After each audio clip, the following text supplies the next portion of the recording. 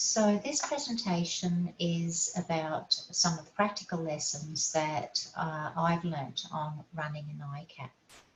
So it sort of talks about the steps that you probably need to go through and need to think through when you're considering starting an ICAP.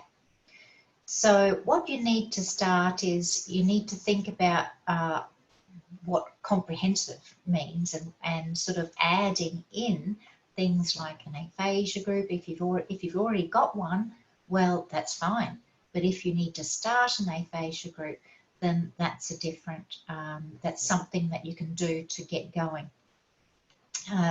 Some people now in these COVID eras are saying, you know, well, you can get Zoom, you can Zoom people in from around a bigger region. So it doesn't have to be that you have, you know, more than 2 people in your service with aphasia. You can include others from outside to have that aphasia group. You also should start computer-based therapy if you haven't already. Get familiar with what the programs are out there, and also to sort of just think about sort of purchasing some of those programs that you like, and purchasing the hardware, of course, too. If you aren't used to collaborative goal setting and using that to start your therapy, then that's something else that you can start before the ICAP. So there are a few sort of different goal setting frameworks around, but yeah, it's all about sort of being very participant-led, trying to sort of find out what they want to achieve from the ICAP, or even just from your service, and that can be the family member as well. Definitely include family in your service, and the other thing is to bump up your knowledge of evidence-based therapies, because an ICAP is essentially a combination of evidence-based therapies that are out there. For the intensive component of this Intensive Comprehensive Aphasia Program, what you need to start thinking of doing is increasing the dose of your therapy. That is the overall number of hours that your patients are expected to engage in to improve. It's sort of to get a therapeutic effect. Also, it's about finding the best schedule of hours and days per week. In the last video, I talked about how we moved from 5 days a week to 3 days a week, based on a study by Jade Dignam. And so that's the way that we work now.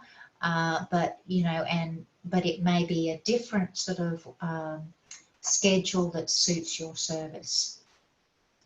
Also, for an to implement an intensive comprehensive aphasia program, you need to have a cohort of people who want to start and end at the same time. And so you may, this would particularly suit, I think, a metropolitan hospital that has, can attract people from a wide range of regions, and they find it relatively easy to get to your hospital. I think ICAPs in more rural or remote settings where there aren't that many people with aphasia is not as easy, unless you do it over Zoom, of course. So the first step is really what I found is we found, and Errol McKinnon was the research assistant on our program, and she did a lot of this. The first step is just to find the right set of rooms. And so, you know, it's not typical clinical space that you need for an ICAP, because first of all, in terms of how many rooms you need a big enough sort of suite of rooms, if you like, to accommodate these people. So you need at a minimum a group room and an individual room for each person with aphasia that you have. But we had found it also very helpful to have a computer room where all our computers were set up, a waiting area where they would often gather and talk and, you know, exchange stories. We had access to a lecture theatre or a big enough room for the challenge day, and having a data projector and screen in the group room meant that some of our group discussions, etc., could be facilitated by things that are up on the screen. So your rooms will also depend upon whether you're working in a hospital or whether you're working in the university sector. And even if you are or in private sector, even if you are working in either of those sectors, then I know the Chicago program uses offices downtown that they rent for that period. And there was quite a few comments from participants about having it outside of the hospital.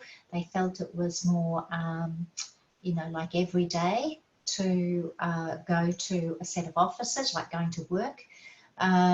We had three sites that we used. One was at the university that was essentially purpose-built for us in the ICAP, and we also had access to a suite of rooms in a research centre that was based on a hospital campus. And also we used a newish hospital's clinic rooms as well. We preferred the research centre's facilities mostly because their access to that hospital by public transport, etc., was really easy for people. They knew where they were going, and it had a lot of facilities there as well in the hospital, you know, cafes, coffee shops, things like that. So, but I know that other programs run ICAPs in university clinic rooms, etc. So apart from this suite of rooms that you need in either offices, the hospital or the university, some of those rooms need to be relatively big if you're going to run a big ICAP. So, for example, if you say you're going to have 8 patients, that means there's possibly 8 family, and then you're going to have probably 4 therapists. Then if you actually have students as well, that's a lot of people in one room, particularly when it comes to group discussions, when you all want to sit around the table. So, so that's, you know, with 20 people, without students, it's 20 people sitting around a table. The students in our program tended to find a space wherever, often standing up. We, as I said, we'd settled for the 8 weeks, but we also needed to book the rooms for the goal setting time, the day, plus the challenge day, plus we needed time for each person to be assessed pre and post.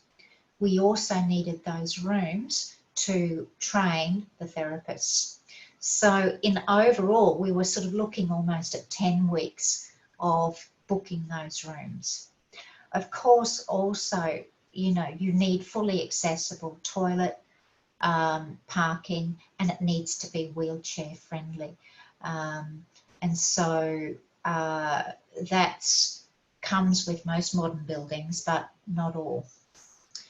So, yeah, having that set of rooms available is important. The second bit is who to recruit. We recruited 4 to 6 people with aphasia, but I know that the Chicago program, I think, recruits 10. I was talking to Alison Bain in Scotland, and they recruit up to 20 in a program. So I think that the average number was 6 in our first survey. Deciding on your selection criteria is also sort of important. We sort of wanted to, we didn't want to spend so much of our time on the dyspraxia therapy or dysarthria therapy. So we wanted to focus on aphasia therapy. So we predominantly, we made the decision to have people whose aphasia was their primary disorder. They could have some dyspraxia or some dysarthria, but the aphasia had to be their primary disorder. In terms of severity, we've taken pretty much the full range. I mean, I think there are challenges when you get towards the ends, when I think we had someone who was an AQ of maybe about 4, 8, and, you know, getting, having tasks with to do with someone that severe is quite difficult. And also at the other end, when you have someone who is even above the 93.8 cutoff on the AQ, and that they are still, they report problems, and there's still some obvious probably signs in discourse. So, but having that sort of therapy available, which is at that discourse level or conversational level, is a different kettle of fish to having the therapy that you typically have for the more moderate. Whether cognition, we have screened for cognitive problems now, because I think that that is certain. When there's significant cognitive problems, it's difficult for them to learn. Also considering the languages that they speak. Generally, we needed to take people who spoke English at a level that they were able to converse at. And also because we were just employing speech pathologists, they needed to be able to toilet themselves, or that their family member came with them or a carer came with them for that. There's, we also had some issues around sort of the cohort, the mix of the cohort. You know, when you had a younger person in there and an older person, and sometimes it worked really well, but sometimes just their interests were just really quite different. Or if you've got someone with TBI versus stroke, and the person with TBI has sort of more of the sort of behavioural issues, then we were only taking stroke, but that's just our protocol. Recruiting family members, there are some who want to come all day, every day. They drive in, they park, and, you know, they're there, they go and have coffee with some of the other family members, etc., and that's fantastic.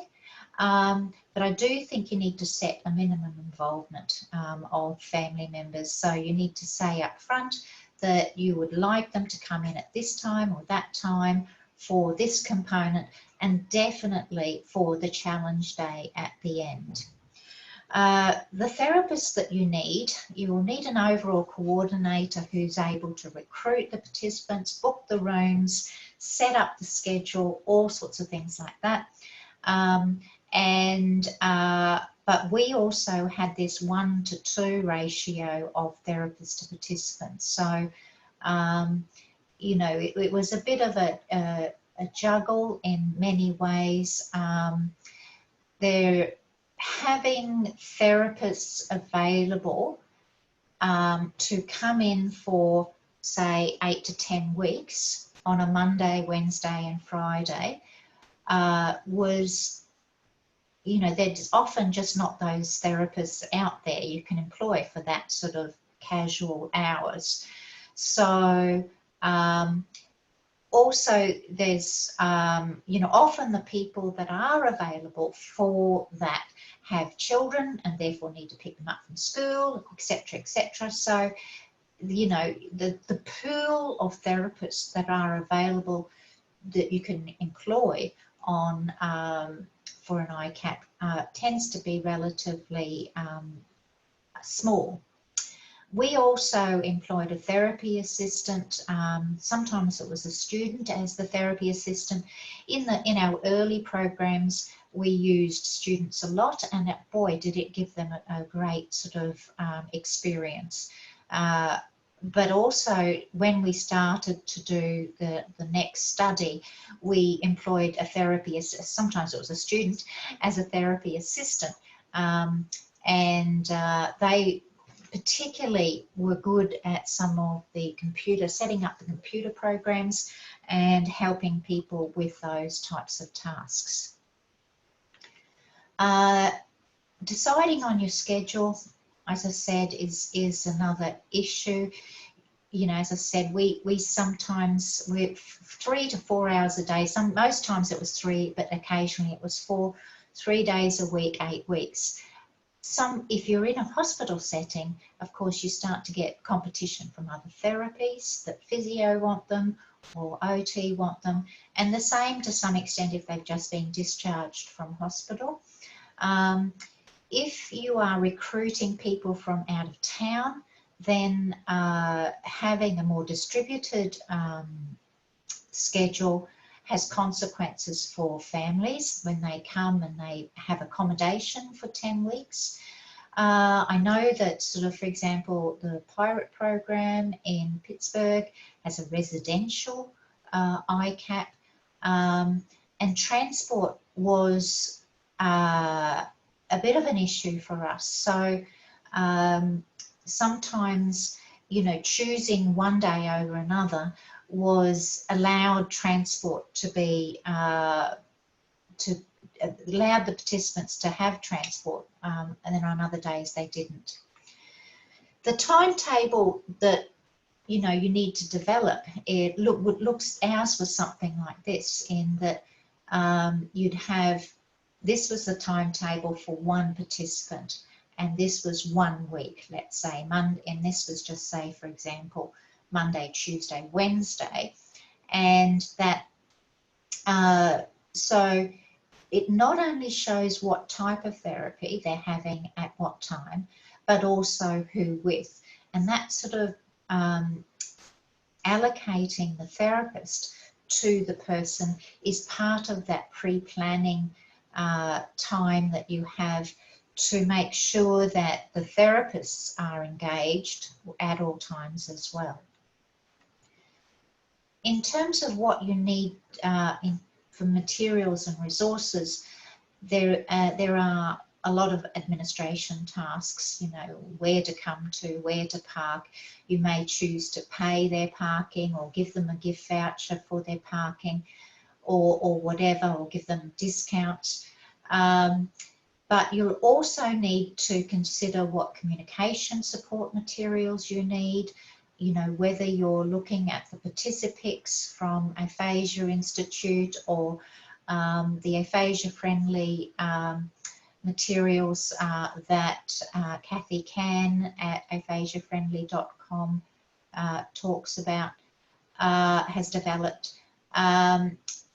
It's up to you, but also not only, you don't only need aphasia-friendly materials, but you also need just things like calendars and maps of the world, and, you know, and the topics of interest, you know, that you're going to talk about sometimes requires bringing things up on the iPad or the computers so that the person can refer to what's been on the news, for example.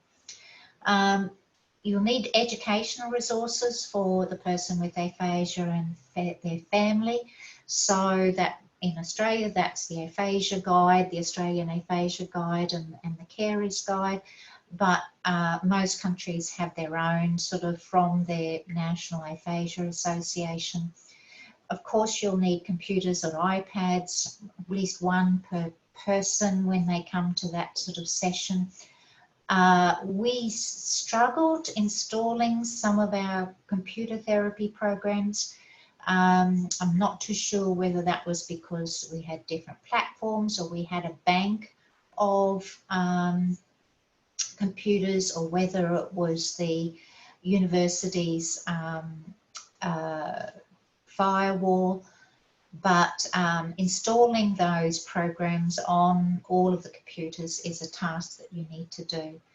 Obviously, you also need all the therapy materials, whether it's semantic feature analysis or phonemic component analysis or functional therapy tasks.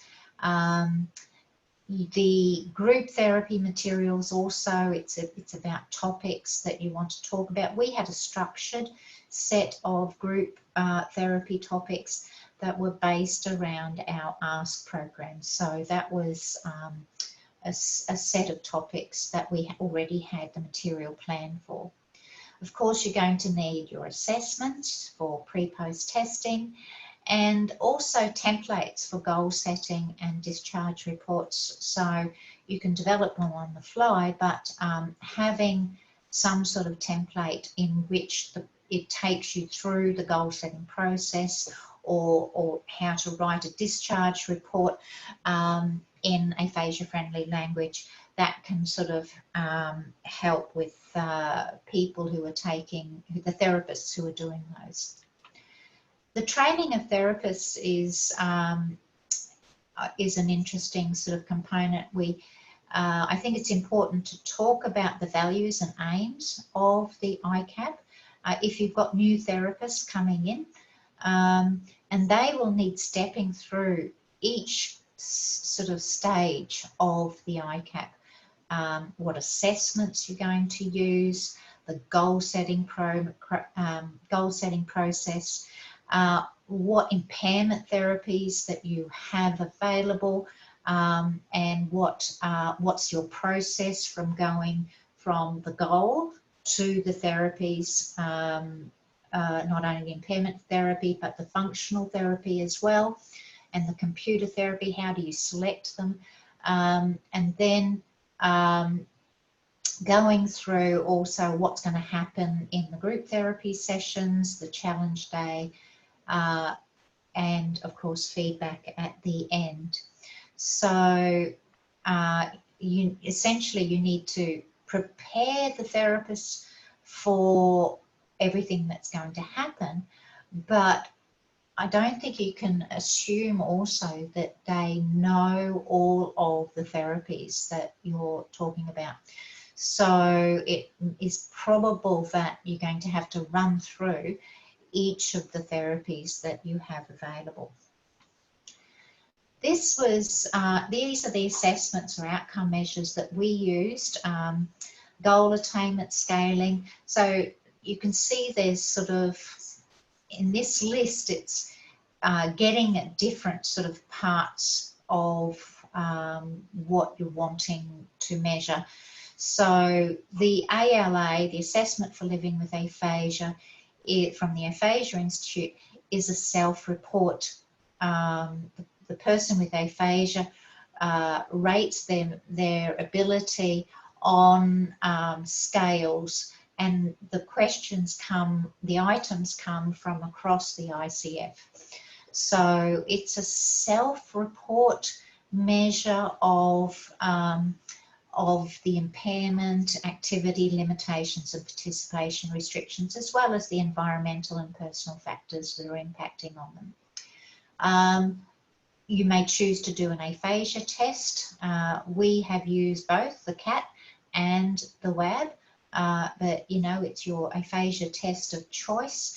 I think capturing a discourse sample is a good thing. Hopefully we'll get some more guidance soon about what's the most stable or sensitive to change way of looking at discourse. The SETI, the Communicative Effectiveness Index, is still a frequently used assessment because it was developed from the reports of people with aphasia and family members, and it's designed for family members to complete about the person, the progress of the person with aphasia. So it was designed also to be sensitive to change, and so we've found that that is often true. The other sort of part, if you're involving family members a lot, you may choose to measure whether you're making any difference for the person with the family member. So, you know, there's a few different sort of assessments there. There's the one you're probably not familiar with is called Family, and that's developed by Megan Grauberg, who was a PhD student in New Zealand. There's also the sort of carer burden sort of index as well. But also I think it's important to ask the participants in your program about their satisfaction with the program. And it's either you do it by survey or you do a sort of an exit interview. So my contact details are there. I'm now retired, but I still sort of can maybe help you with different sort of aspects of setting up an ICAP. Good luck.